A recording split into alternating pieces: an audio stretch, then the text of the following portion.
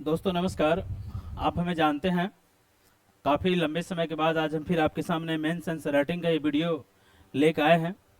यार हमारी मजबूरी थी। आप जानते हैं कि दिल्ली थोड़ा सा एक दुखद घटना के कारण थोड़ी अस्त व्यस्त थी।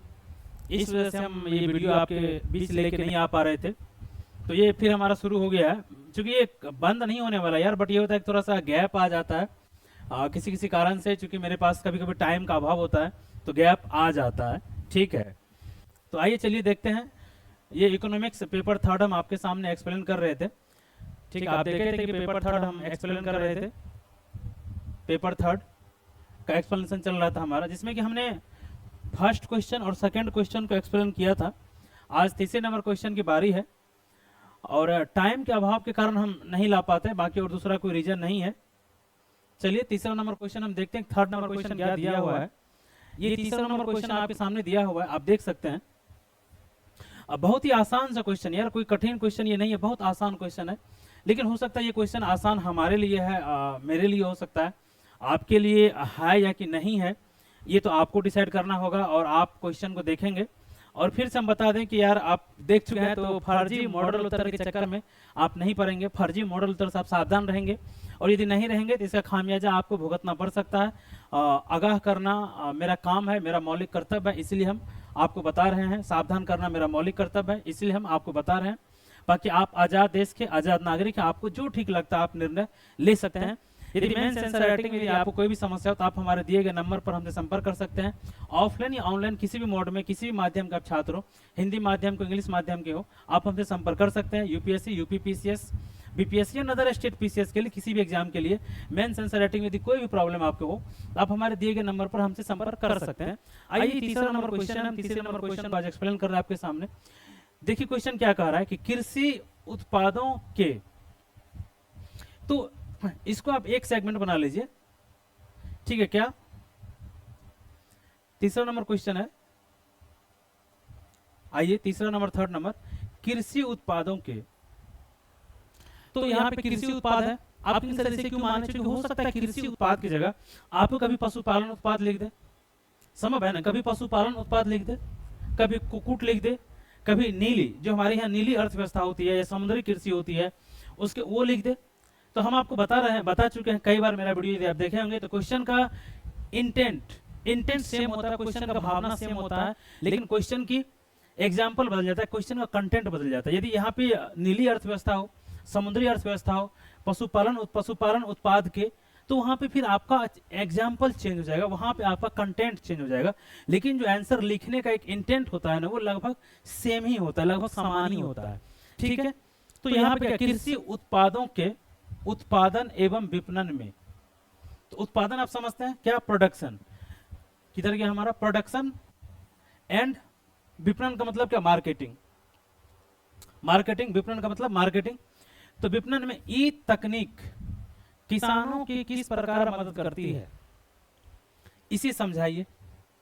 सिंपल क्वेश्चन है कि जो किसान है, जो खेती करता है, वो अपने फसल को उपजाता है, तो एक तो उसके उत्पादन में, ठीक है, उसको उपजाने में और उसको मार्केट में बेचने में जो ई तकनीक है वो कैसे मदद कर सकता है। आपके पास यदि यूपीएससी का सिलेबस हो, मेरे पास अभी दिख नहीं रहा है सिलेबस, किधर रखे हुए हम, हाँ ये देखिए यूपीएससी का ये सिलेबस है, ये यूपीएससी का सिलेबस है। आप अगर देखे होंगे, एक चीज हम आपको दिखाना चाहते हैं यार, बहुत आप लोग सिलेबस से बहुत दूर रहते हो, इसी वजह से ये समस्या हो जाती है। आप यदि पेपर थर्ड यदि आप सिलेबस खोजेंगे तो उसमें देखिए स्पष्ट रूप से लिखा हुआ है ये किसानों की सहायता के लिए ई प्रौद्योगिकी। यदि आपको दिख रहा है तो आप अपने यूपीएससी के सिलेबस के पेपर थर्ड में देखेंगे, यहाँ पर स्पष्ट लिखा हुआ है किसानों की सहायता के लिए ई प्रौद्योगिकी। यदि आपका सिलेबस और प्रीवियस ईयर पे कमांड हो ना, तो इतनी बकवास करने की आवश्यकता नहीं पड़ती है। इसीलिए हम प्रीवियस ईयर और सिलेबस को हमेशा साथ में लेके चलते हैं और यही इसी से आपको पढ़ाते हैं। तो आप जिस कोचिंग के भी छात्र हो, जहां से भी आप क्लास कर रहे हो, जहां से भी आप आंसर राइटिंग कर रहे हो, मुझे उससे कोई मतलब नहीं है। आप सिलेबस और प्रीवियस ईयर क्वेश्चन आपको कंठस्थ होना चाहिए, दैट मीन आपकी जुबान होनी चाहिए थी, आपको पता होनी चाहिए थी, तभी आप अपने तैयारी को सही दिशा दे सकते हैं। समझ गए। चलिए इसमें अब बात आती है भूमिका लिखने की, बॉडी लिखने की, निष्कर्ष लिखने की। तो क्या लिखा जाए यार, आइए हम लोग बात करते हैं, थोड़ा सा स्पेस हम ले लेते हैं। और फिर से हम बता दें, मेंस आंसर राइटिंग में यदि आपको कोई भी प्रॉब्लम हो तो आप हमारे दिए गए नंबर पर हमसे संपर्क कर सकते हैं।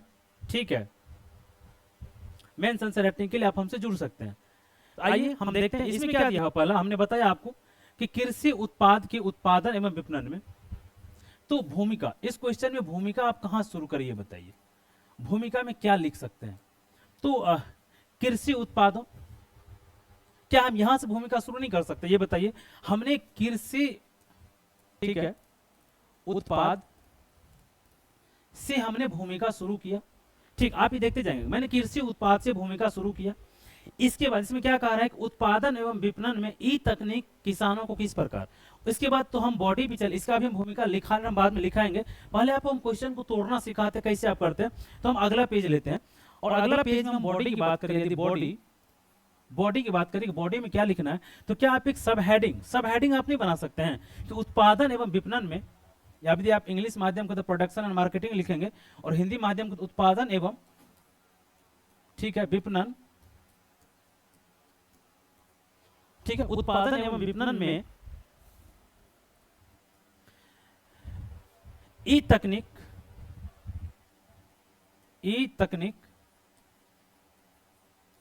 का उपयोग या मदद, आपको जो भी लिखना है आप लिख सकते हैं। आपने क्या किया, इस तरीका से एक सब हेडिंग बनाया, एक सब टॉपिक बनाया बॉडी में, और आपने इसको अंडरलाइन किया और उसके बाद आपने लिखना शुरू किया पहला पॉइंट, ठीक है, दूसरा पॉइंट, तीसरा पॉइंट, चौथा पॉइंट। क्या आप इस तरह लिख सकते हैं? आप बिल्कुल लिख सकते हैं, समझ गए। चौथा पॉइंट, फिर आप डाल दीजिए आपको पांचवा पॉइंट। जितने पॉइंट आपको याद आ रहे हैं, हमने बॉडी, उत्पादन एवं विपणन में ई तकनीक का उपयोग या मदद, या किसानों को ई तकनीक से मदद, आपको जो क्वेश्चन की भाषा है उस भाषा में आप लिख सकते हैं कि प्रोडक्शन एंड मार्केटिंग, हाँ किधर जा क्वेश्चन ये हमारा, ठीक है, ये कि help farmer in production and marketing. आप इंग्लिश में लिख सकते हैं कि help farmers in production and marketing. फिर हमारा पहला पॉइंट, दूसरा पॉइंट, तीसरा पॉइंट, चौथा पॉइंट, शब्द सीमा के अनुसार जितने शब्द में क्वेश्चन पूछा गया है उस शब्द सीमा में आपके जितने पॉइंट्स आते हैं आप उतना लिख दीजिए। इसका एक दूसरा तरीका भी हो सकता है, वो तरीका हम बताते हैं आपको। ठीक है, एक तो प्रेजेंटेशन का ये तरीका है, दूसरा ये हम दूसरा बताते हैं। फिर आप यहाँ पे क्या करेंगे, लास्ट में अपने निष्कर्ष लिखेंगे। ठीक है, आप लास्ट में निष्कर्ष लिख दीजिए, आपका आंसर कंप्लीट। अभी हम पॉइंट नहीं बता रहे, फिर उधर पॉइंट नहीं बता रहे हैं। ठीक है, दूसरा इसका प्रेजेंटेशन का तरीका क्या हो सकता है कि आपने बॉडी में, ठीक है, एक बनाया हमारा उत्पादन में सहायक या मदद, या हेल्प टू प्रोडक्शन, इंग्लिश में हेल्प टू प्रोडक्शन। इसको हमने अंडरलाइन किया, हमने किया पहला पॉइंट, दूसरा पॉइंट, तीसरा पॉइंट, चौथा पॉइंट, पांचवा पॉइंट, शब्द सीमा के अनुसार। हो सकता है कि आपका शब्द सीमा एक ही या दो ही पॉइंट लिखने का अगर आपको इजाजत दे रहा है तो आप दो ही पॉइंट लिखें, लेकिन एग्जाम्पल के साथ लिखें। ऐसा नहीं कि पता चला कि हम बैलेंस न रखें और एक पक्ष हम सिर्फ लिखे, दूसरा पक्ष नहीं लिखे, तो इससे आपको मार्क्स अच्छा से नहीं मिलेगा। आप संतुलित, बैलेंस और सभी पक्षों को लिखेंगे। तो हमने एक सब हेडिंग क्या बनाया, उत्पादन में सहायक। फिर हम दूसरा सब हेडिंग बनाते हैं क्या, विपणन। ठीक है, विपणन में सहायक, हेल्प इन मार्केटिंग। और फिर हम यहां पे ले आए पहला पॉइंट, दूसरा पॉइंट, तीसरा पॉइंट, और फिर हम यहां पे लास्ट में ले आए निष्कर्ष। तो आपने देखा क्या कि इसके प्रेजेंटेशन के दो तरीके हैं। एक, या तो आप दोनों पॉइंट को साथ साथ लिख दीजिए, help in production and marketing, उत्पादन और विपणन में, या दोनों को अलग अलग लिखिए। लेकिन मुझसे अगर पूछेगा, यदि हम एग्जाम दे रहे होते तो हम यहाँ पे दोनों पॉइंट को अलग अलग लिखते, उत्पादन वाले को अलग लिखते और विपणन वाले को अलग लिखते, ताकि वहां पे थोड़ी अस्पष्टता और थोड़ी सी क्लियरिटी आ जाता है एग्जाम्पल में, आंसर में। नहीं तो क्या होता कि दोनों पॉइंट एक साथ मिक्स हो जाता तो गड़बड़ थोड़ा सा होने लगता। ठीक है, वो घालमेल हो जाता, वो पढ़ने वालों को थोड़ा सा स्ट्रेस देता। और लेकिन उत्पादन में आप अलग स्पेसिफिक 1, 2, 3 पॉइंट लिखिए, मार्केटिंग में 1, 2, 3 पॉइंट लिखिए और निष्कर्ष डालिए। और यहाँ पे निष्कर्ष में आप कुछ सुझाव दे सकते हैं। ठीक है, कई बार क्या होता है, बहुत तरह क्वेश्चन में आता है कि निष्कर्ष में क्या लिखे, सुझाव दे या कि नहीं दे। ये क्वेश्चन निष्कर्ष में सुझाव देने लायक है, क्योंकि ये फ्यूचरिस्टिक क्वेश्चन है, ये भविष्योन्मुखी क्वेश्चन है। वहां पे आप सुझाव दे सकते हैं, देना चाहिए था, इससे आपके आंसर को बेहतर माना जाता है। आइए अब हम बात करें इसके भूमिका में और इसके बॉडी में और इसके निष्कर्ष में। तो आइए शुरुआत करते हैं हम भूमिका महाराज से। कहाँ के भूमिका, हाँ भूमिका महाराज यहाँ। थोड़ा सा समय आप समय दें तो हमें पानी की बोतल लेनी है, साइड में रखा हुआ है।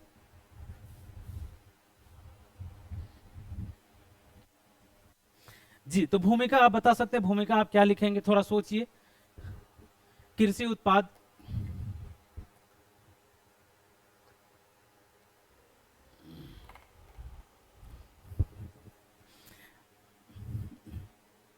क्या आप यहां शुरू कर सकते हैं कि भारत एक कृषि प्रधान देश है। सिंपल, भारत एक कृषि प्रधान देश है। भारत की आबादी के लगभग 50% कृषि से अपने जीवन का निर्वाह करता है। या कृषि के उत्पाद में, यहाँ उत्पाद अगर लिखा हुआ है कि कृषि उत्पादन का उत्पादन, तो कृषि उत्पादन में वो व्यस्त रहता है। ठीक है, कि भारत एक कृषि प्रधान देश है। भारत की कुल जनसंख्या का फिर लगभग 50% आज भी कृषि पर निर्भर है। कृषि उत्पादन के माध्यम से, कृषि उत्पादों के माध्यम से वो अपने जीवन याचिका का निर्वाह करता है या जीवन यापन करता है। आपने लिख दिया तो कृषि से, ये हो गया हमारा कृषि से संबंधित। तो ये आपका भूमिका हो गया। हो सकता है भूमिका में आप दूसरा भी लिख सकते हैं, लेकिन सवाल यदि आप यहाँ पे भूमिका के उत्पाद से कुछ जोड़ेंगे या कृषि उत्पाद, ऐसे भी लिख सकते हैं ना कि कृषि में उत्पादन का संबंध या कृषि में उत्पाद का तात्पर्य, ठीक है, किसानों के द्वारा विभिन्न प्रकार की फसलों के उत्पादन से है। उदाहरण के लिए धान, गेहूं, बागवानी आदि। आप ये भी भूमिका लिख सकते हैं। और दोनों में आपको जो भूमिका अच्छा लगे आप उस भूमिका आप लिख दीजिए कि भारत एक कृषि प्रधान देश है। भारत के लगभग 50% आबादी आज भी कृषि पर निर्भर है। वो अपने कृषि के माध्यम से, कृषि उत्पादों के माध्यम से अपने जीवन का निर्वाह करते हैं या अपने जीवन का यापन करते हैं। या कृषि उत्पादों का तात्पर्य किसानों के द्वारा विभिन्न प्रकार की फसलों का उत्पादन करना है, अर्थात या उदाहरण के लिए धान, गेहूं, मक्का आदि। ये आपका चूंकि 10 नंबर का क्वेश्चन है तो भूमिका आपका बहुत बड़ा नहीं, बहुत शॉर्ट सी होना चाहिए था। ठीक है, हमने यहाँ पे लिख दिया भूमिका। चलिए अब अगला आता है हमारा दूसरा पॉइंट कि हमने कहा कि उत्पादन, तो यहाँ पे हम आते हैं। चलिए कि उत्पादन में सहायता, तो ई प्रौद्योगिकी, क्वेश्चन क्या पूछा गया, ई प्रौद्योगिकी का उत्पादन में सहायता। या आप भूमिका में ई प्रौद्योगिकी का भी जिक्र कर सकते हैं कि वर्तमान कृषि परिप्रेक्ष्य में या वर्तमान कृषि व्यवस्था में ई प्रौद्योगिकी के द्वारा किसानों ने अपने उत्पाद को बेहतर बनाया है। ठीक है, या आप अगर कहें तो ई प्रौद्योगिकी से भी आप भूमिका शुरू कर सकते हैं।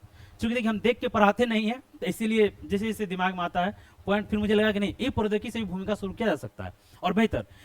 ई प्रौद्योगिकी का तात्पर्य वर्तमान समय में, ठीक है, वर्तमान समय में नवीनतम प्रौद्योगिकियों से है जिसका उपयोग, ठीक है, जिसका उपयोग किसानों के द्वारा कृषि उत्पादन में उत्पादों की बेहतरी के लिए, उत्पादन की गुणवत्ता या बेहतरी के लिए किया जाता है।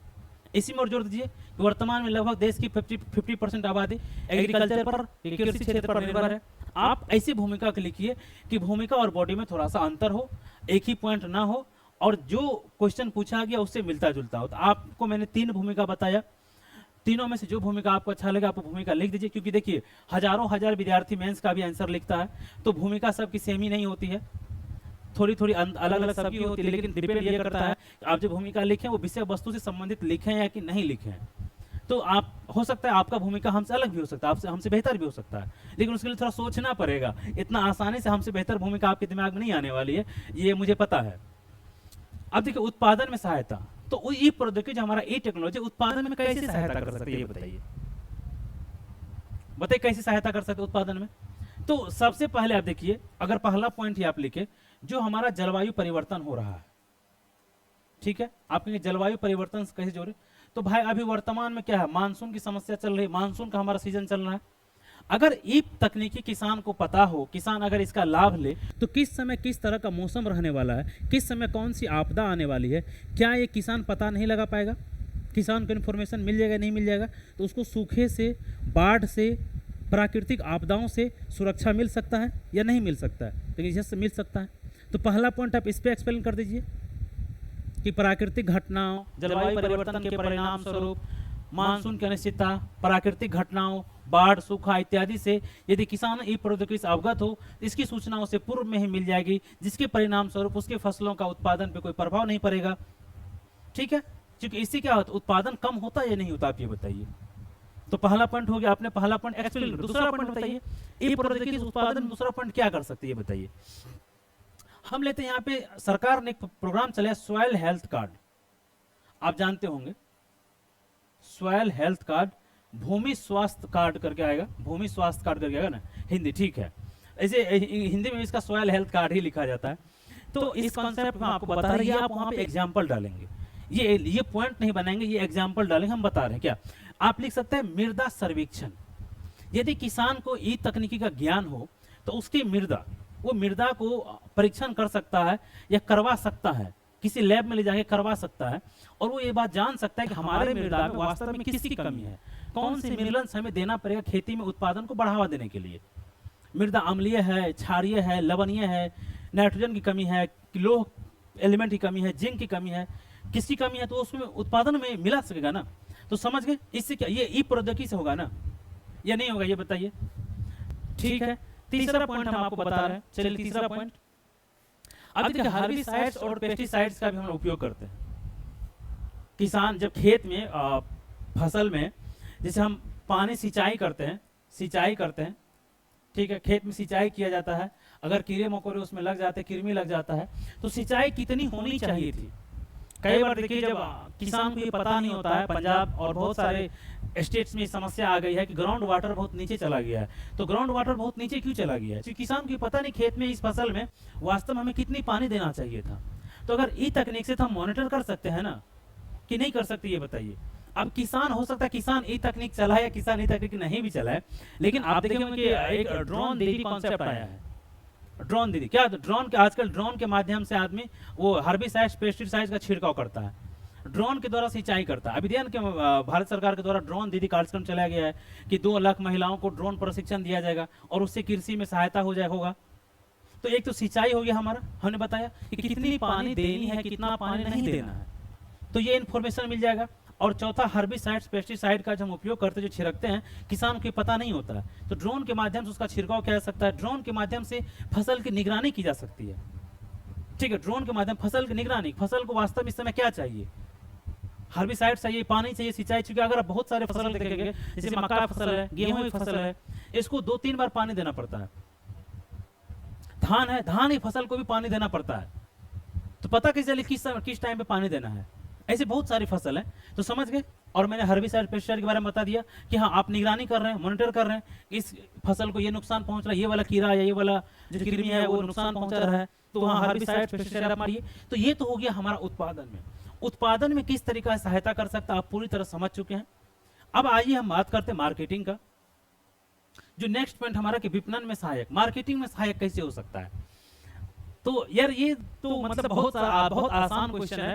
हाँ, हो सकता है मुझे लग रहा होगा, आपको लग रहा है नहीं लग रहा है, तो मुझे नहीं पता, वो आपकी तैयारी पर निर्भर करेगा। और यदि आप 2-3 साल से तैयारी कर रहे हैं, यदि आप फाउंडेशन क्लास कर चुके हैं और उसके बाद ये क्वेश्चन में यदि आपको कठिनाई हो रही सोचने में, तो निश्चित रूप से आपके अपनी तैयारी में एक बार मूविंग करना चाहिए था, आपको आत्मचिंतन करना चाहिए था कि यार मतलब सच में हमारा तैयारी सही चल रहा है कि हम सिर्फ हवा में चल रहे हैं, सोशल मीडिया के युग में जी रहे हैं। चलिए आइए, एक कॉन्सेप्ट आया था क्या, ई नेम, आपको मालूम है ई नेम, जिसको हम लोग कहते हैं ई मंडी।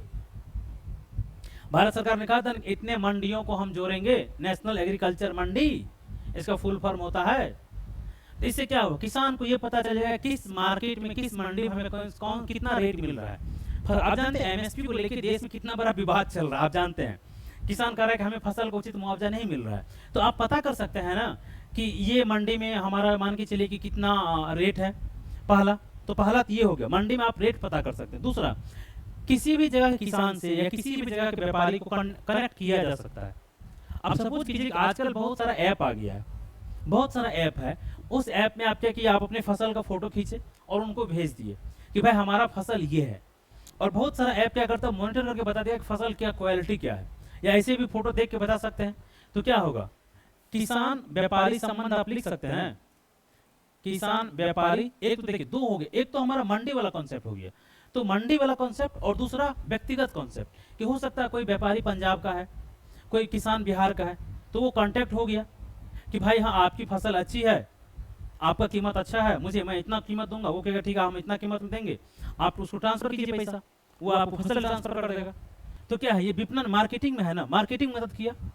दूसरा, और हमने क्या कहा, तीसरा हमने पॉइंट आपको क्या कहा, प्रोडक्शन यानी उत्पाद की गुणवत्ता। ठीक, उत्पाद की गुणवत्ता, तीसरा हो गया उत्पाद की गुणवत्ता। तो तकनीक के द्वारा उत्पाद की गुणवत्ता को तो टेस्ट किया जा सकता है ना, कि आपके फसल में, मैंने कहा ना कि बहुत सारे तकनीकी ऐसे माध्यम हैं, ऐप है, ड्रोन है, इन सब के माध्यम से गुणवत्ता को ट्रैक किया जा सकता है। जैसे आप देखेंगे बहुत सारे ये किसान आलू की संग साथ अक्सर चलते रहता है, यानी कॉन्ट्रैक्ट खेती वालों के कहता है कि नहीं, हमें जिस क्वालिटी का आलू चाहिए था चिप्स बनाने के लिए, उस क्वालिटी का आलू आपने प्रोडक्शन नहीं किया। तो फिर आखिर उसको कैसे पता चला, तकनीक से। लेकिन ये तकनीक व्यापक स्तर पर इंडिया में नहीं फैला हुआ है, नहीं फैला हुआ है ना ई तकनीक, तो यही कह रहा है। तो जो उत्पाद की गुणवत्ता है उसको आप ट्रैक कर सकते हैं कि कैसा है, फसल की क्वालिटी क्या है। तो तीसरा हमारा हो गया क्या, उत्पाद की गुणवत्ता। तो ये हमारा मार्केटिंग है। और आपको चौथा पॉइंट और ले लीजिए आप इसमें, ऐसे काफी सारा पॉइंट हो गया है, ठीक है। चौथा पॉइंट आप और ले सकते हैं, इंफॉर्मेशन। ई तकनीक जो किसानों को इंफॉर्मेशन, सूचना का आदान प्रदान, सूचना का आदान प्रदान। तो जब ई तकनीकी से किसान, जो हमारा ई तकनीक है, टेक्नोलॉजी है, अगर इससे किसान अपडेट रहेगा तो उसे सरकार के द्वारा, और सरकार एक डीडी चैनल को ऑपरेट करते हैं, आप जानते होंगे, इन सब के द्वारा सारी की सारी सूचनाएं किसानों को मिलता रहेगा कि किस समय क्या चल रहा है, किस समय क्या चल रहा है, चाहे वो फसल के बारे में हो, मौसम के बारे में हो, अन्य जो भी चीज हो, तो सूचनाओं का आदान प्रदान। तो 4-5 पॉइंट मैंने पहले वाले में दिया था, 3-4 पॉइंट मैंने इसमें दिया था, लगभग 10 पॉइंट के आसपास हो गया। और 10 मार्क्स का ये क्वेश्चन है, यहाँ आपको इतना नहीं, मात्र 2 या 3 पॉइंट लिखना था, इतना में ही आपका एसपीएस कंप्लीट हो जाता, इतना में आपका एसपीएस कंप्लीट हो जाता, ठीक है। लेकिन फिर भी हो सकता कभी ये क्वेश्चन इससे ज्यादा मार्क्स में पूछ दे, इसलिए मैंने आपसे बता दिया। चलिए अब हम बात करते हैं निष्कर्ष की। तो निष्कर्ष में हम क्या लिखेंगे ये बताइए। मैंने कहा कि ये क्वेश्चन सुझाव देने लायक क्वेश्चन है, क्योंकि ये फ्यूचरिस्टिक क्वेश्चन है, भविष्य उन्मुखी क्वेश्चन है। तो देखिए यहाँ पर आपको निष्कर्ष में लिखना है कि भारत सरकार के द्वारा कृषि क्षेत्र में ई प्रौद्योगिकी को बढ़ावा देने के लिए अनेकों कदम उठाए गए। जैसे इनेम हो गया, आप देखिए डीडी चैनल के द्वारा किसान जागरूक किया जा रहा है, अनेकों कदम उठाए गए हैं, परंतु उसके क्रियान्वयन और सभी हितधारकों तक उसका लाभ नहीं पहुंच रहा है। मतलब जितने भी किसान हैं, सभी हितधारकों का तक उसका लाभ नहीं पहुंच रहा है। तो इसके लाभ को या ई तकनीक से सभी किसानों को जोड़ने के लिए, या सभी किसानों तक ई तकनीकी का पहुंच सभी किसानों तक सुनिश्चित करने के लिए सरकार और किसानों को आपस में मिलकर बेहतर समन्वय के साथ कार्यक्रम करना चाहिए था, बेहतर समन्वय के साथ कार्य करना चाहिए था। ये आपका सुझाव हो गया, ठीक है। क्योंकि सर आप जानते हैं सरकार द्वारा कई सारी परियोजनाएं चलाई जा रही है। तो मैंने क्या कहा कि भारत सरकार के द्वारा कृषि क्षेत्र में ई तकनीकी को बढ़ावा देने के लिए अनेक कार्यक्रम चलाए गए हैं, लेकिन उनका समुचित लाभ सभी हितधारकों तक नहीं पहुंचा है, ठीक है। लाभ को सभी हितधारकों तक की पहुंच सुनिश्चित करने के लिए सरकार और किसानों को आपसी समन्वय के साथ एक साथ कार्य करना चाहिए, पूर्ण विराम।